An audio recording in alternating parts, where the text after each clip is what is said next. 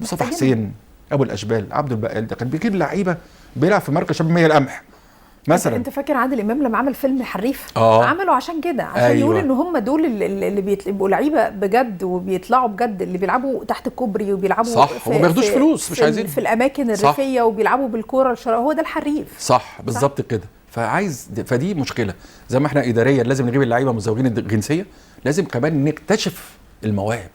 وعندنا الرئيس القائد يعني عبد الفتاح السيسي الرئيس بتاعنا قال كلام، قال احنا ما تزعلش مني يا محمد يا صلاح في المؤتمر. ايوه ومصطفى وأوفا. بس احنا اكيد احنا عندنا اكتر من كده يعني. صح. يعني مش هينفع اللي جاب محمد صلاح من نجريك من قريه والراجل 5 مواصلات عشان يوصل للمقاولين، اكيد اللي فيه احسن واحسن واحسن لعيبه تلعب على الاقل في الدوري المصري في اهلي وزمالك، ومش هيكلفونا حاجه. فاذا لازم نعمل حاجه اداره في اتحاد الكوره، وده اللي انا ابو ريده انا ممكن هكتبه رسمي وهقدمه له. اداره رسمي، اداره متخصصه في اكتشاف المواهب في جمهوريه مصر العربيه، ينزلوا النجوع، ينزلوا القرى، يعملوا مباراه وديه. وما شاء الله احنا عندنا كابتن جوهر نبيل كمان وزير الشباب والرياضه حابب قوي الموضوع ده، حابب جدا يعني. حتى اتكلموا قبل كده قال اللي انتوا عايزينه انا بدعمكم. فقالوا له احنا عايزين مركز شباب في اللي هي القرى، ويلعبوا مركز مثلا قريه مش عارف ايه في 100 القمح، هتلاعب قريه ايه في طنطا، هتلاقي مواهب رهيبه. ونبدا بقى نعمل اداره فيها 10 افراد اللي هم نسميهم بقى ايه مكتشفين النجوم، ويبقى ليه راتب شهري ويبقى ليه دور. ما الحياه كلها تقسيم ادوار، ما هو اوروبا ليه اتعملت؟ عشان في تقسيم ادوار، كل واحد بيقوم بدور معين وبيكمل التاني بيكمل الدور بتاعه، وفي تقسيم ادوار وفي تكامل الادوار. في النهايه بيبقى التارجت اللي انت عندك فريق زي اسبانيا، ما في لعيبه مش عارف ديفيد بيا على سبيل المثال كان بيلعب في مركز شباب في اسبانيا واتاخد لبرشلونه وفالنسيا. فاقصد ان ده مش اختراع، يعني ده مش اختراع، المفروض ده يحصل. وعلى فكره تونس فيها كده، وعلى فكره برضو المغرب فيها نفس القصه، وبينزلوا القرى والنجوع في المغرب وبيكتشفوا مواهب كتيره. زي اللي جاي ده سفيان بن جديده اللي جايبينه الاهلي، ده كان بيلعب في قريه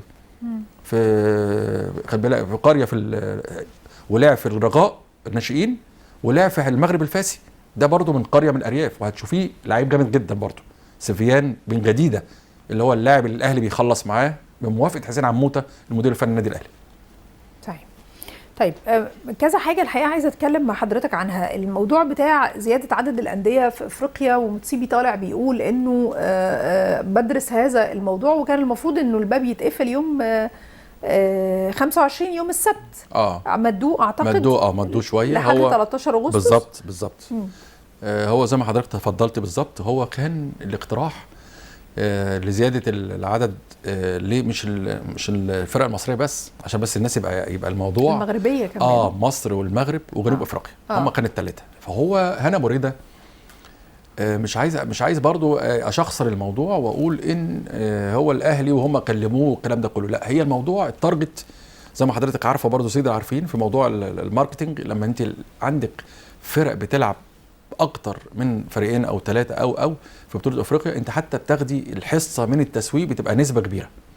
فهو هنا ابو ريده الكابتن هنا ابو ريده محافظ الالقاب طبعا فوق راسي، ان هو حاطط الموضوع ده اللي هو هيبقى فيه انقام داخل الاتحاد المصري من خلال مشاركه الاهلي والزمالك وبيراميدز.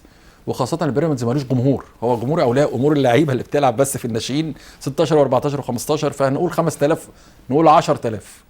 لكن الاهلي طبعا ده جمهور كبير جدا، الزمالك جمهور كبير جدا. احنا بنتكلم ان الكره في العالم العربي وفي افريقيا وفي بنتكلم اهلي وزمالك بصراحه، عشان برضو نتكلم على ارض الواقع. الاسماعيلي موجود وربنا يكرمه ان شاء الله ويبقى احسن، لكن بنتكلم في الكوره في مصر او في الوطن العربي او في افريقيا، هو الديربي الاشهر هو اهلي وزمالك.